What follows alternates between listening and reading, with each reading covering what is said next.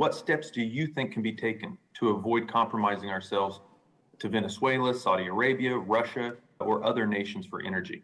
Yeah, look, it's just as insane as it looks for Biden to go and beg the Saudis and beg the Venezuelans to produce more oil. It's also worse for the environment because you have to transport it. We should not be importing any solar panels from China. This is a fundamental, categorical moral imperative to stop importing solar panels from people that are making them from effectively slave labor. We say we're concerned around Muslim rights, not showing it by importing solar panels. And much of the Inflation Reduction Act's expansion of renewables depends on Chinese solar. So this is a dangerous game that we're playing. These industries need to be repatriated. But I think longer term, we need a vision of gas and nuclear and hydrogen. These are domestic fuels that we can produce in abundance and helping to achieve both energy security, prosperity, and radical decarbonization. I wish I had more time. You've been an excellent witness. I yield back, Madam Chair. Europe was actually producing more natural gas than Russia was exporting just 15 years ago. And many people warned Europe, including myself, that it was becoming overly dependent on Russia. Putin calculated, and he may have miscalculated, but nonetheless calculated that he would not suffer the consequences of energy embargoes or energy restrictions as retaliation for an invasion of Ukraine.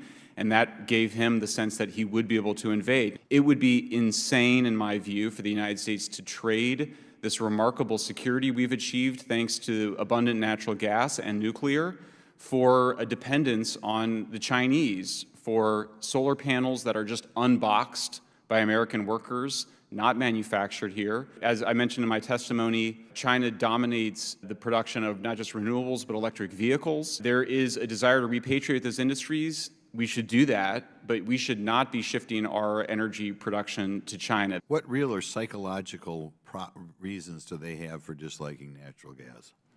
The war on energy, the war on cheap and reliable energy has been going on since World War II. It's been motivated by an anti-human, anti-civilization, Malthusian mentality in the tradition of the British economist Robert Thomas Malthus.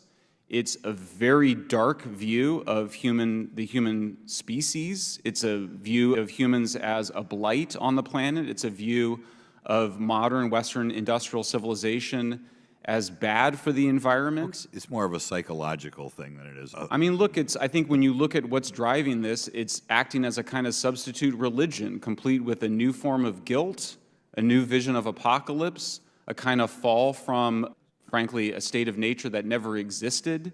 This has been well studied by scholars over 30 years.